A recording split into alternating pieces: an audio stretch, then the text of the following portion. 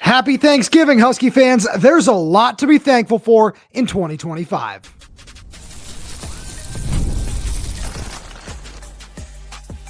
You are Locked On Huskies, your daily podcast on the Washington Huskies, part of the Locked On Podcast Network, your team every day. Welcome back into another edition of the Locked On Huskies podcast. I'm Roman Tomashoff. I'm the site editor with Huskies Wire. Thanks for making this your first watch or first listen of the day, as we are part of the Locked On Podcast Network, the #1 sports podcast network. And today's episode is brought to you by FanDuel. Right now, new customers can bet just $5. And if your bet wins, you'll get $300 in bonus bets to use across the app. Download the app today. And just a quick reminder for all you everydayers out there, wherever you might be getting this podcast, whether that's YouTube, Spotify, Apple Music, Amazon Music, wherever that might be, please make sure to click that subscribe button, click that little bell as well, so you never miss when we post a new show. Plus, if you're on the audio-only side of things, please make sure to leave us a 5-star review, as it does help the show out a lot. Now, I got a really fun show coming at all you everydayers out there on this Thanksgiving. I'm going to talk about Washington basketball, who's set to tip off at 1:30 today against Nevada in the Acrisure Invitational, and how they're going to get tested in this tournament. We're going to talk about some key matchups with the Oregon Ducks a little later on for this weekend's game. But Thanksgiving is my favorite holiday by kind of a landslide, to be completely honest with you, because I'm all about the food, I'm all about the football, and I'm all about the fun. I just think it's a tremendous day. So I wanted to take some time to celebrate Thanksgiving and talk about some reasons that Husky fans should be thankful for the 11 months that you've just endured. There are certainly some highs and absolutely some lows. So let's dive into this, because I think that there is no bigger reason to be thankful for what Washington football has done on the field, off the field, whatever it is you might say, than Dezmen Williams Jr. And I want to talk about the off-field stuff and what he means to this program, but you can't talk about any of that without diving into what it is that he's actually done on the field this year. So let's dive into some of these numbers. 72% completion percentage, 2,721 yards and 19 touchdowns and 6 interceptions with 9.1 yards per attempt, which is fourth best in the conference, like a lot of these numbers are. He's hovering somewhere between 4th and 5th, and he's just been absolutely tremendous, because those numbers on their own, they're really, really solid. They're among the best in the conference, like I was just saying. But then it's not just that. The fact that you're able to go and pair that with what he's done on the ground too, where he's 14th in the conference in rushing yards per game at 51.6. He's also 15th in the conference in just straight up rushing yards this season with 568. That's the most of any quarterback in the Big Ten, with 6 touchdowns as well. He has just been absolutely tremendous. And you look at what Washington's record is sitting at 8-3. He is certainly such a big reason for that. And a lot of that is the way he fits in Jedd Fisch's offense, the way he is just so dynamic and so explosive and able to make plays outside the pocket, move the chains whenever needed. All of those things are great. And all of those things in and of themselves are reason to be thankful for, because this is a kid who, when we start looking at him in the spring, in the summer, we're going to hear his name on draft boards. We'll see if he decides to, declare after his junior year, come back for his senior season, whatever that might look like. But on top of that, it's what Dezmen Williams means to the program. I'm 28 years old. I can't say this is something I've seen a whole lot, but even I'm sure if you ask people around the world of college football, this isn't something that happens too often. I remember when Jedd Fisch got up at a press conference last year, and this is game 6 of the 2024 season. I remember him saying, yeah, Dezmen Williams right there, that's the future face of Washington football. That's just not something that happens. That is just so much pressure to put on somebody. And that's without even, taking into account some of the circumstances where, you had Will Rogers as stopgap quarterback. But that was all coming off of arguably the greatest quarterback performance we have ever seen at Washington with the 2 years under Michael Penix, where he puts up 9,000 plus yards, 60 plus touchdowns, just rewrites the record books and gets himself into the top 3 in most major categories in just 2 years, and leads Washington to a national championship berth, leads them to a Sugar Bowl title. And he's also the runner-up for the Heisman Trophy in 2023, the highest that any Husky has ever finished in the running for college football's most outstanding award. All of that is something that needs to be considered here, because for a long time, there could have been a scenario where it's, oh yeah, I wish we had Michael Penix for this reason or that reason.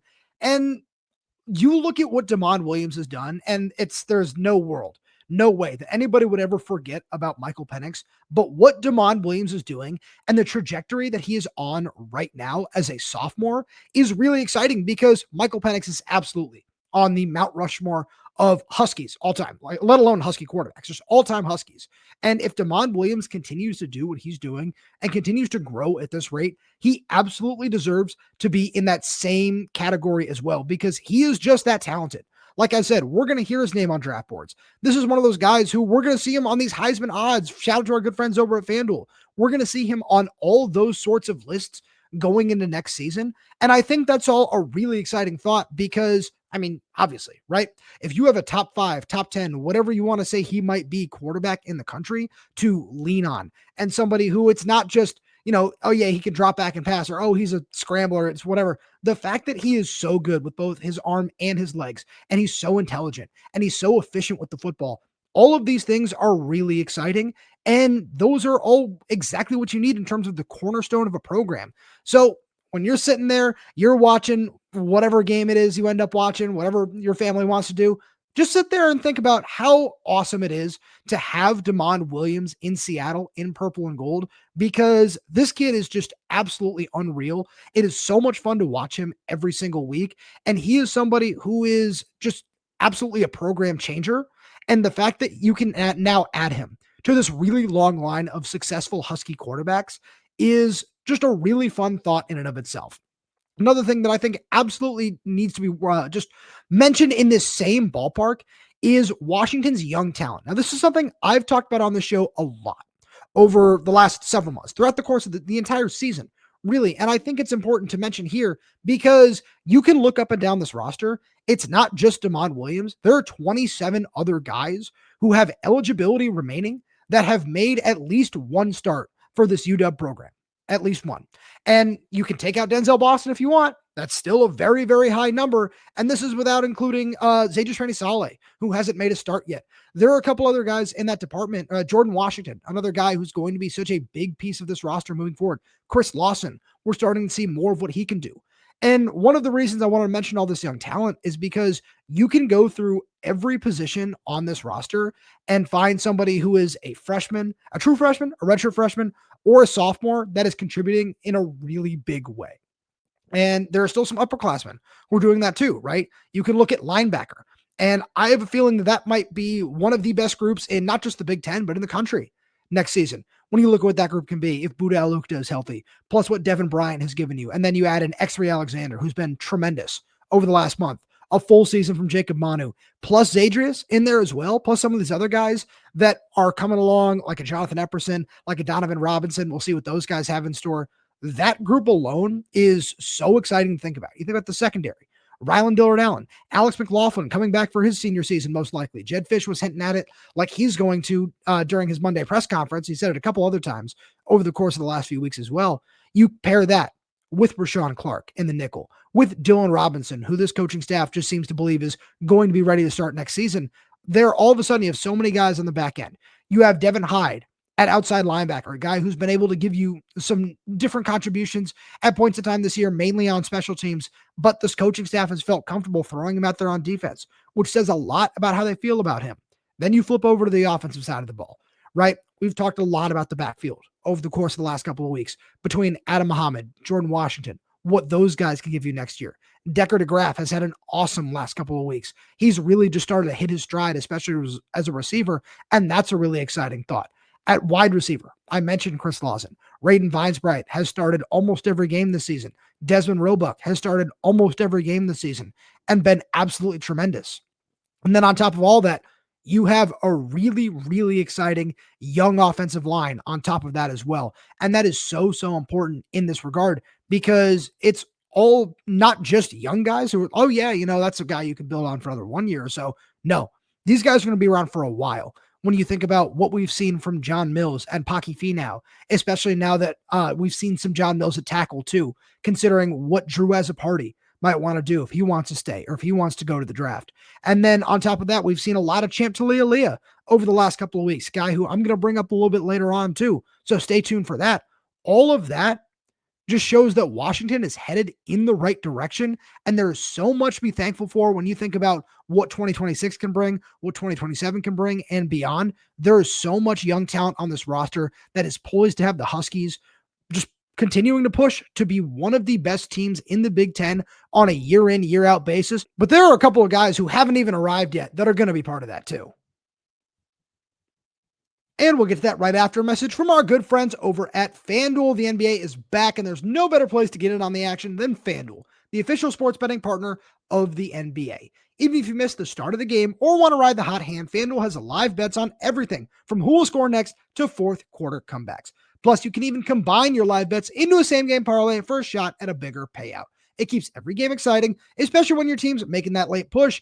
And if you want to really take a close look at it, Oregon is 6.5-point favorites over Washington this weekend. If you believe all that young talent I've been talking about is all going to click this weekend and upset the Ducks, you should go check that out over on FanDuel, because right now FanDuel is giving new customers $300 in bonus bets when your first $5 bet wins. So head to FanDuel.com to sign up and play your game with FanDuel, the official sports betting partner of the NBA.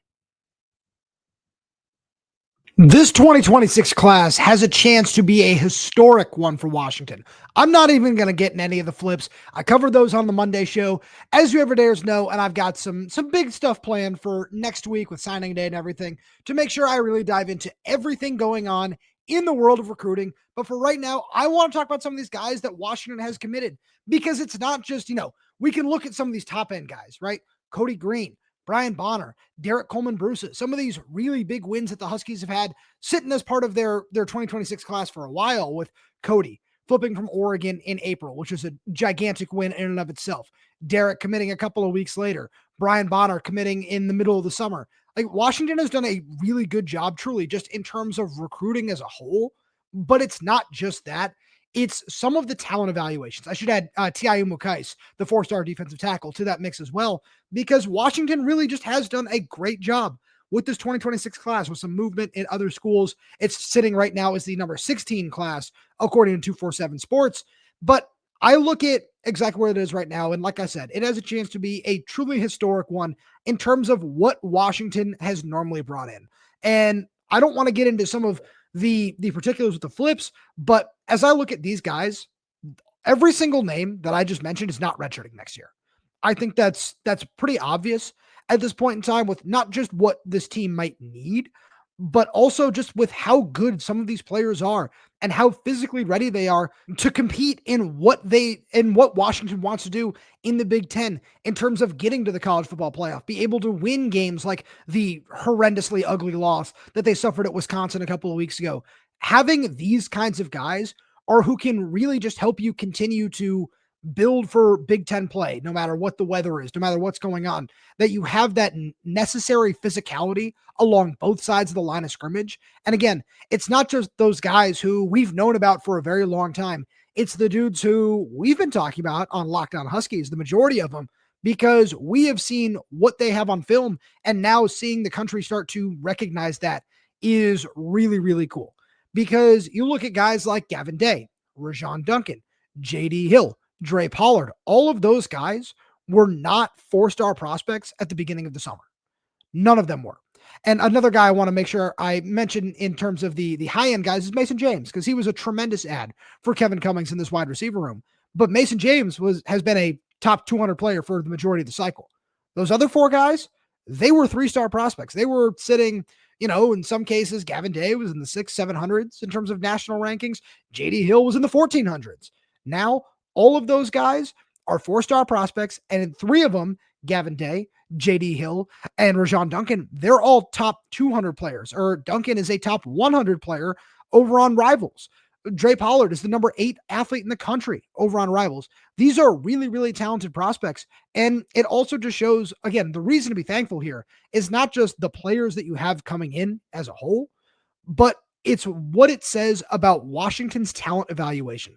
This coaching staff, in terms of, guys like Scotty Graham and John Richardson, Kevin Cummings, Taylor Mays, whoever it is you want to mention, not only are they really good at their jobs when it comes to the talent evaluation side of things, but you look at this player personnel department headed up by guys like Matt Doherty, Jake Crawford, Marcus Griffin, people like that. They have all done a tremendous job in terms of not just evaluating these prospects and saying, yeah, we want to prioritize this player over that player because we like their long-term outcome. We like this aspect of their game better. We like that aspect of their game better. No matter what the rankings might show, And then to see that actually backed up in the rankings, though, it's a twofold thing, because I know that there is certainly an argument that the stars don't matter. What happens once you get on campus, none of that matters. And I always will think that that is a completely fair point. But in terms of national recognition, especially in this conference, and especially in terms of what it takes, and we've seen this in terms of blue chip ratio and different things like that, of what it takes to win at the, not just the Big Ten level, but in terms of to get to a national championship, to compete for that again, it takes a lot of those high-end players, and that's exactly what these guys are. And seeing them grow and get to that level and be recognized in that department is really, really important in that regard. But it's also just a really nice feather in your cap if you're Washington to be able to say, yeah, look, we recognized these players in 25 and 26 classes, and seeing them grow, get that extra star, whatever it might be. That's all well and good. That's all awesome. But it also just shows that as we get into this 2027 class, which has the potential to be just as good as what this 2026 one has been so far, I feel like it should tell all of you everydayers out there, no matter how into recruiting you are, whether you just say, oh, this is a good player, oh, okay, or you watch tape of every single guy, no matter what it is, you should be able to look at the guys on the player personnel side of this especially and say that you are grateful for what they bring to the table, because they have shown throughout this process to be really good at evaluating talent and finding not just good scheme fits, but guys that can play in this conference and guys that can really just help move up those ranks and get Washington that extra notoriety that I don't want to say it so desperately needs, because that's absolutely not the case, but something that will continue to help sell this program and sell this brand as you try to expand and recruit nationally and really establish yourself in the Big Ten. Because I think the 27 class is another thing where we could look back on this in 12 months and look at some of these guys that Washington is in on, where I've been harping on the defensive line because there's just so much talent out west, and Washington has done a really good job of getting in position or just getting in a good spot to have strong relationships with a decent amount of them, whether it be guys like Cassie Curry at the very top of just the rankings and everybody's board, or guys like Tavita Nonu, the number one in-state prospect, John Iowane, another guy who I'm a huge, huge fan of what he brings to the table. Miles Smith, Elijah Harmon, Troy Bowens. There are so many talented prospects in California and just up and down the West Coast along the defensive line that is just such a rarity compared to what we've seen in recent years. And the fact that what we've seen from Washington so far has paid off in such a big way with how this coaching staff under Jed Fish has recruited in their time here is a really good sign of what could continue happening moving forward, because this 27 class is probably going to look a lot different than 2026, where, like I mentioned earlier, probably going to see at least a couple more additions to this class between Wednesday, as I'm recording this, and signing day in a week from now. So I look at just where they could be, because this is probably going to be a 16, 18 man class in 2027, but it could all be really high-end talents. You could wind up with a really nice blue chip ratio of 12, 13, 14 guys with how Washington has been able to develop some of these relationships. And it's not just on the defensive line. You could look at a guy like Isala Asa Wiliava, who released his top 8 the other day, has held a Washington crystal ball for a while. That's a big time safety at St. John Bosco in Southern California, who not only is he one of the top players in the country, but he fits Ryan Walter's scheme really well. You look at all these receivers that Washington has done a really good job for, where it's not even just the guys like Julian Caldwell and Osani Gales who have put the Washington in their top 10, top 12, whatever. With a guy like Zarek Sidney, who was Washington in his top 5. Braylon Pope, the local prospect. I know Washington really likes what he brings to the table, and he's just a really nice athlete for what you need at the X position as well. There are so many guys like that around the country. Trey Moore is another one that I like to highlight from down in Texas, who getting him up on an unofficial visit in the middle of his junior year, that's a really big win for this program. And it shows that this coaching staff is committed to recruiting at a high level, because that's what it takes to win in the Big Ten. And I think that that is something that you can hang your hat on and say, okay, this is good, because this coaching staff that understands what it takes to win. And it also knows what talent it needs to go after, and it can identify it at a very, very high rate. And when you put all those things together, that is the model for a sustainable program. And I think that all of those things are reason to be thankful for. So let's switch gears here a little bit and let's talk about some key matchups for this weekend. right after a message from our good friends over at Omaha Steaks. The holidays always feel a little easier when you already know the perfect gift. And Omaha Steaks makes it almost too simple. Whether you're treating yourself this season or sending something memorable to family and friends, Omaha Steaks delivers handcrafted perfection right to their door. And this week is the best time to jump in because their cyber sale is here and the deals are huge. The quality is exactly what you hope for. Incredibly tender steaks, rich flavor, and meals that make hosting or weeknight cooking easier. And the variety is underrated. Steaks, burgers, comfortable meals, sides, desserts. It's one of those gifts that truly fits anyone. Honestly, it's the kind of gift that brings people together, and you don't need to guess anyone's size. Save big on unforgettable gifts with Omaha Steaks. Visit omahasteaks.com for 50% off site-wide and an extra 20% off select favorites during their cyber sale. And for an additional $35 off, use promo code COLLEGE at checkout. That's omahasteaks.com, promo code COLLEGE. Terms apply. See site for details. All right, before we get out of here today, I want to mention two matchups in this game that I am so intrigued by. And I want to stick with a theme of Locked On Huskies recently. It's a lot of the young guys here, where the first name that I want to talk about is Champ Talialia and what his battle against Amari Washington and Bear Alexander, Oregon's starting defensive tackles, might look like in this game. Because when I look at what we've seen from Champ so far, I've been really impressed with what he's brought to the table.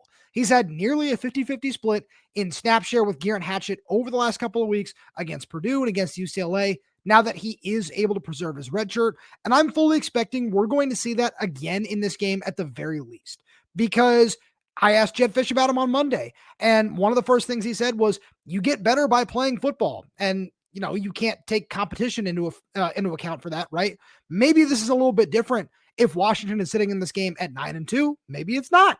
Who knows? Unfortunately, we don't. But I look at Champ in this game, and this coaching staff thinks so highly of him. They're so excited about what he brings to the table. And I, again, have been really impressed with his strength, especially in the run game. And the biggest thing with him was you go back and you watch his high school film, and there's just not a lot of pass blocking reps. And that's okay. That's part of a lot of these guys in high school football is, hey, run behind our big, strong dude who's better than everybody else. So getting to the college level for some guys, that takes a little bit more time to develop. And Champ certainly just fell into that ballpark. And you listen to the way any of the coaches talk about him, whether it be, mainly during the season, that's Jed Fish and Jimmy Doherty. But whenever they do talk about what Champ brings to the table, it's how much better he's gotten, how much more they trust him at this point in time, because I feel like if they did feel comfortable throwing him out there in more of a, and just in a larger role, we would have seen him earlier on in the season, and he wouldn't have redshirted, because Jed Fish has made very clear he doesn't care if players redshirt or not, if he feels they're ready to go. I point to Chris Lawson and Audric Harris, who have, especially, Audric Harris, where last year it was 2-3 snaps a game sometimes. And Chris Lawson, we've continued to see his role expand, especially as we just see receivers continue to get injured. But I think that with Champ, this is one of those matchups where this coaching staff is going to be watching very closely as to what he can bring to the table for next season. Because with Garen Hatchett on his way out the door, I feel like Champ is the favorite to start at right guard next year, where all of a sudden we could be looking at a situation where Washington's offensive line is almost totally set going into next year already. And this is one of those matchups where if Champ shows up and he's able to hold his own against these guys, Amari Washington, Bear Alexander, who have high-end NFL draft potential, that's one of those things that, hey, that's going to be really telling moving forward. And I'm just so curious to see what that's going to look like, because the snap share is something to keep an eye on. And just his overall physical readiness is something that I have never doubted. But in this game, he's just going to be tested like he hasn't been yet in his young college career. So that's something I'm keeping an eye on. And on the other side, let's talk about everybody's favorite freshman, 4-star linebacker Zaydrius Rainey-Sale. I am enthralled at what this passing game matchup is going to look like between Will Stein and this Oregon offense, which is a lot of underneath stuff, a lot of get the ball out of your hand, first read, second read, just throw sort of stuff. And a lot of that is, I don't want to say it's all dependent on Kenyon Sadiq, because Oregon has had some talented receivers as well.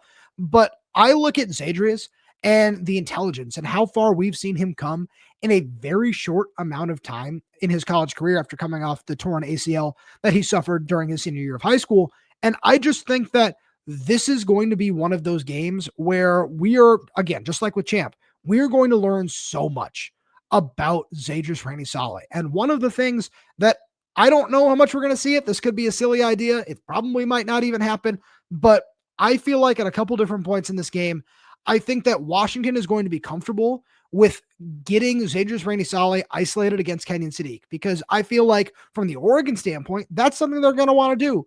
They're saying, hey, this tight end is probably going in the first round of the NFL draft. Let's get him isolated on that freshman linebacker. But that's not any ordinary freshman linebacker. That kid's 6'3", 225, 230, somewhere in that ballpark. His eyes, his movement ability, his athleticism are rare. They are special. And I think that those are things that we're probably going to see some kind of meeting. I don't even think just one, probably several meetings between those two guys over the course of this game.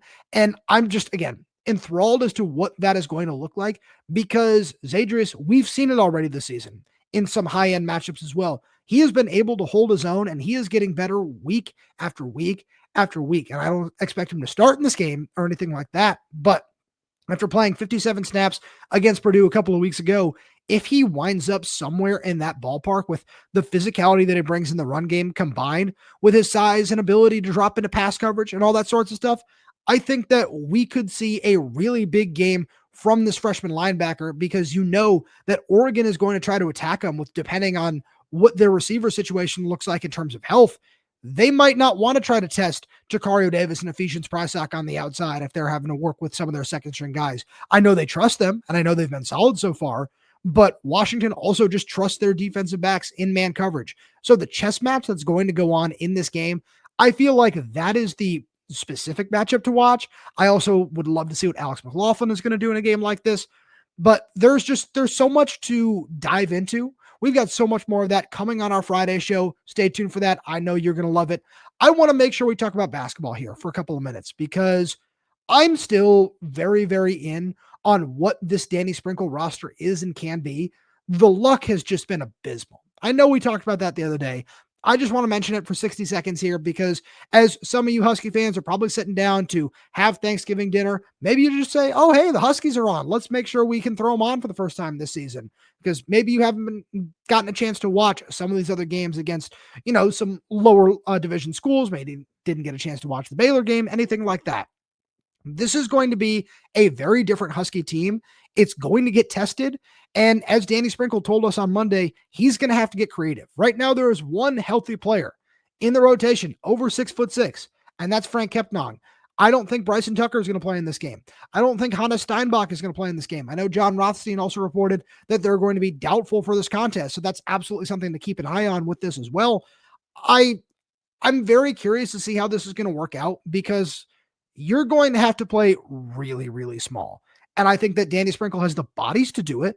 I think that now that Desmond Claude is healthy, that certainly helps. But the next step in all of this, outside of, just straight up getting healthy, which hopefully doesn't take longer than probably another week and a half. Like I look ahead to December 3rd when UCLA comes to town. Hannes Steinbach, Bryson Tucker, those are guys you're going to need for that sort of game. And then December 10th is going to be nice when Nikola Zapina gets here, the Serbian forward, because Danny Sprinkle has said that he has no concerns just throwing him into the fire right away.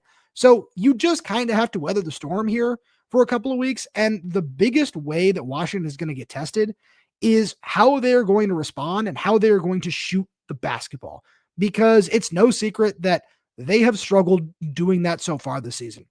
You're shooting 45.8% from the field this year and 31.5% from three-point range. Now, I talked about this on the Tuesday show, as you Everdares know, where I said that a lot of this is stuff where you look at some of these individuals and their performances so far this year, guys like Kimari Peterson, who's coming off a hamstring, guys like Wesley Yates, who've just struggled. He's had some really nice spikes, like I'd point to the Washington State game.